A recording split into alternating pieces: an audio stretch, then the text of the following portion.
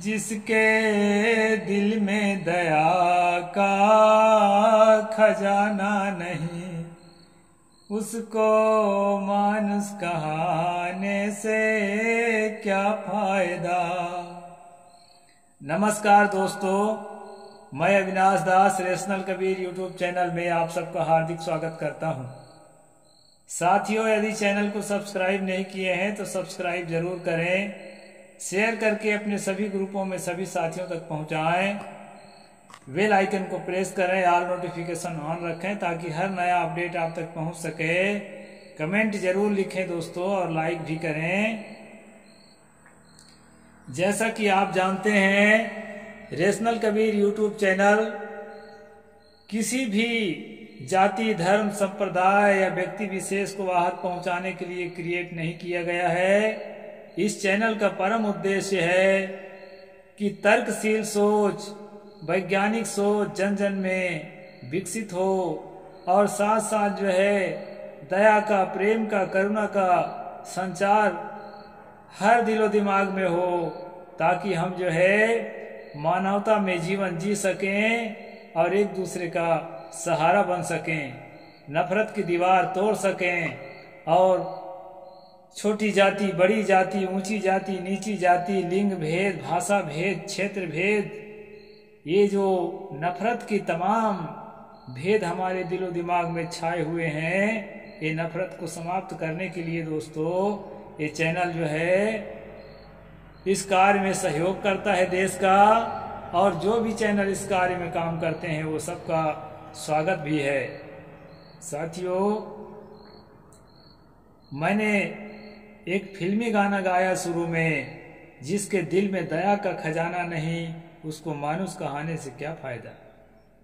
वैसे तो सभी प्राणी जीवन जीते हैं दोस्तों, कुत्ता, बिल्ली, सुअर, भालू, लेकिन उनका जीवन पशु जीवन है, प्राकृतिक जीवन है, सांस्कृतिक जीवन नहीं है, सभ्य जीवन नहीं है।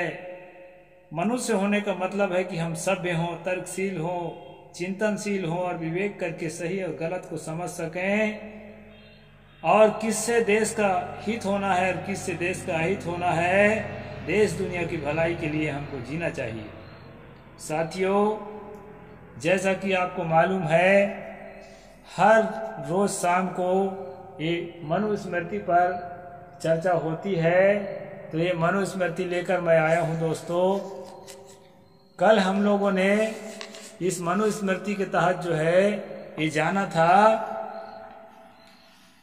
कि गाली देने का जो सजा है, 3 तरह की सजा हम कल देखे थे दोस्तों। इसमें ब्राह्मण को 12 रुपये का सजा है, और जो है 25 रुपये का वैश्य को और 50 रुपये का क्षत्रिय को सजा है, और उसी में जो है जिह्वा छेदन का सजा शूद्र को है। यानी एक ही प्रकार का गाली, एक ही प्रकार का अपमान है, लेकिन उसके जो बदले में सजा है वो 3 तरह की बताया गया है। अलग अलग जातियों को अलग अलग तरह की सजा मनुस्मृति के लेखक ने बताया है। यानी राम राज्य के जो संविधान है, जो हिंदू राष्ट्र का जो संविधान है, उसके अनुसार दोस्तों ब्राह्मण को उसी अपराध में 12 रुपये का सजा है, क्षत्रिय को उसी अपराध में 25 रुपये का सजा है, और वैश्य को उसी अपराध में 50 रुपये का सजा है, और शूद्र को उसी अपराध में जिह्वा छेदन का, यानी उसकी जिह्वा काट दिया जाए। तो ये भयानक सजा जो है दोस्तों दया की निशानी नहीं है। कानून भी दया पर आधारित होना चाहिए। अपराध का वजन और सजा का वजन तौलकर होना चाहिए, उसी का नाम जो है। वैसे तो मनु का तस्वीर कहीं देखेंगे तो हाथ में तराजू लिया हुआ है, या यमराज की तस्वीर देखेंगे तो हाथ में तराजू लिया हुआ है। इससे समझ में आता है कि ये तौल को जानता है और किस अपराध में कितनी सजा देनी चाहिए इसको जानता है। लेकिन जब इस किताब को पढ़ते हैं दोस्तों, तो उसके पोल पट्टी खुल जाती है। इसमें कहा है कि शूद्र जो है ब्राह्मण को, क्षत्रिय को, वैश्य को अगर क्रूर वचन कहता है, पापी कहता है, दुष्ट कहता है और धमकी देता है, गुस्से में आकर के बोलता है गरम गरम, तो पकड़ करके उसकी जिभ्या काट दी जाए। और दूसरा आदमी भी इसी तरह करता है तो किसी को, ब्राह्मण को तो 12 रुपये में ही छोड़ दिया जा रहा है। तो ऐसा जो है कानून है दोस्तों। तो आगे हम चलते हैं कि ऐसा क्यों हुआ है। ऐसा मनु ने पहली बार नहीं किया है दोस्तों। ये जो है कानून है मनु के पहले की किताबों में, धर्म सूत्रों में और जो है अनेक संहिताओं में वर्णन है। जो वैदिक जो साहित्य हैं उनमें भी वर्णन है। इसलिए जो है उसी से प्रेरणा पा करके मनु ने भी ऐसा लिखा है। शूद्रो मनुष्यानाम अस्वः पशु नाम तस्मात् भूत संक्रामीण न सच्चा शूद्रश्च तस्मात् शूद्रो यज्ञे अक्लितप्तः। जैसे पशुओं में घोड़ा होता है वैसे मनुष्यों में शूद्र है, अतः शूद्र यज्ञ के योग नहीं। इतना अशुद्ध है वो कि जैसे पशुओं में घोड़ा होता है, घोड़ा का जैसे यूज किया जाता है वैसे ही शूद्र को,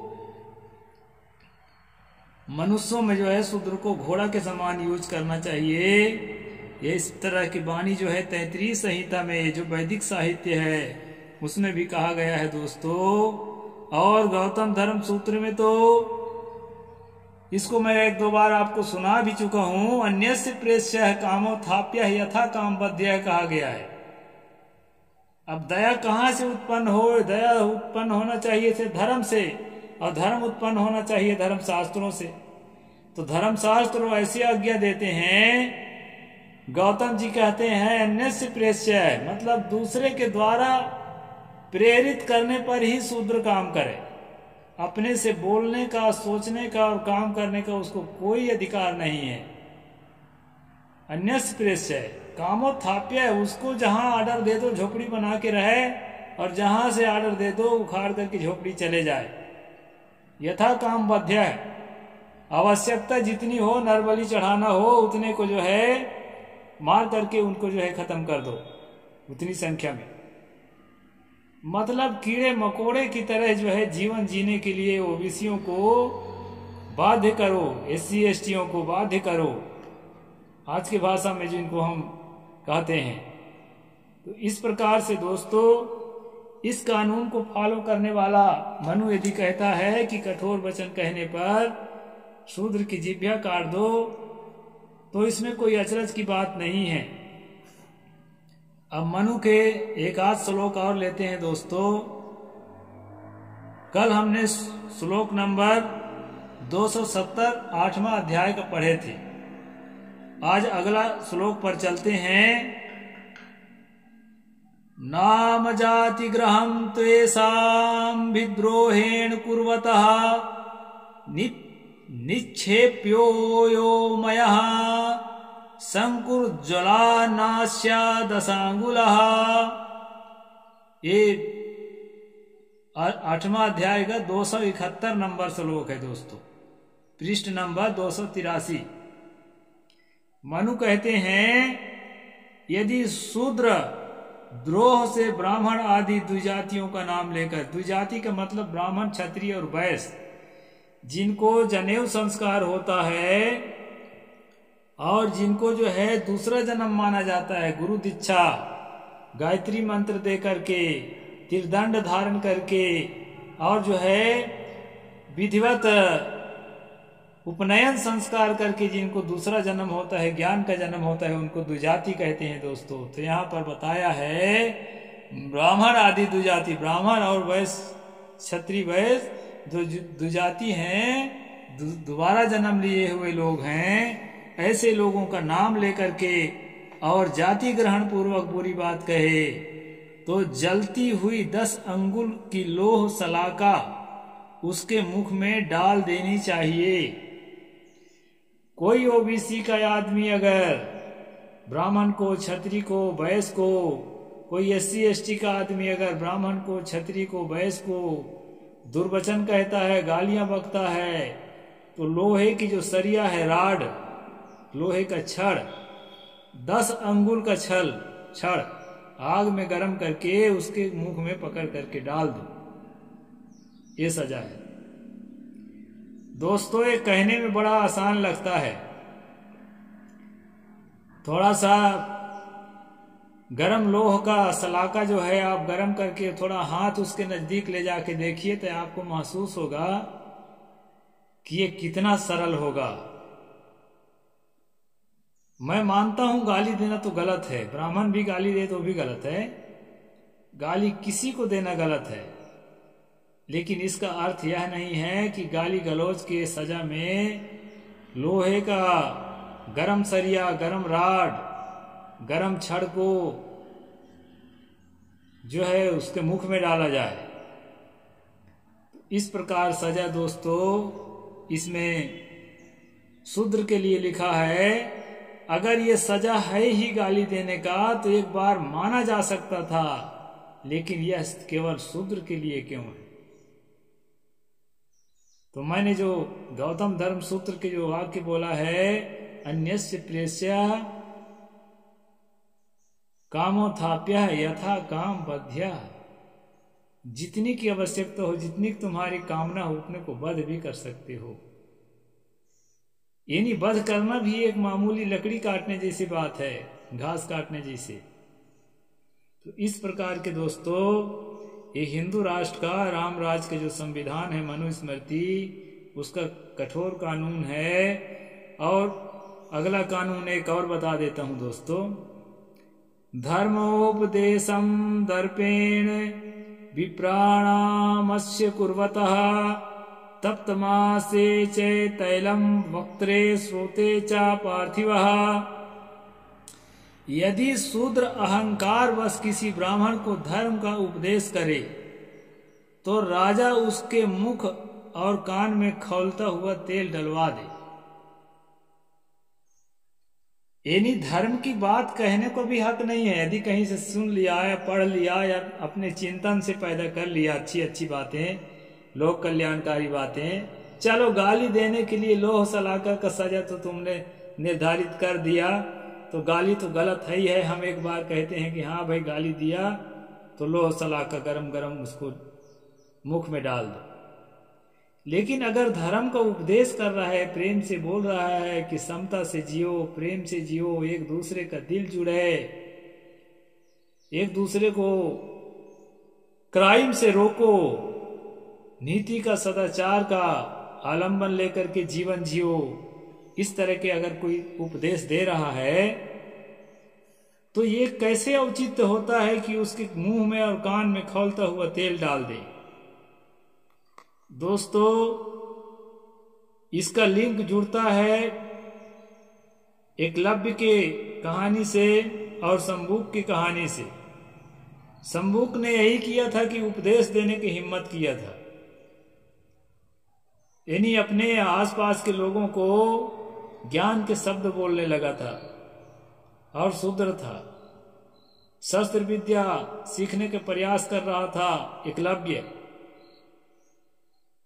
तो ये जो कानून है दोस्तों इतना भयंकर कानून है कि इन कहानियों को अगर कहानी न मानकर घटना मान लिया जाए तो भयंकर हिंसात्मक सूत्र हैं। और इन्हीं सूत्रों को पालन करने के लिए आज हमारे कुछ उत्साही लोग हैं, हमारे चंचल भाई बंधु हैं, वो कहते हैं कि हमको मनुस्मृति लाना है, हिंदू राष्ट्र बनाना है, राम राज्य स्थापित करना है। तो आप लोग स्वयं विचार करिए कि इस तरह के कानून क्या आप भारत के लिए चाहते हैं। दोस्तों कठोर से कठोर कानून हो लेकिन सबके लिए हो, तब समझ में आता है। केवल ओबीसियों के लिए, एसटी एससीओं के लिए कठोर कानून हो और सवर्णों के लिए 12 रुपया में निपट जाने वाला कानून हो।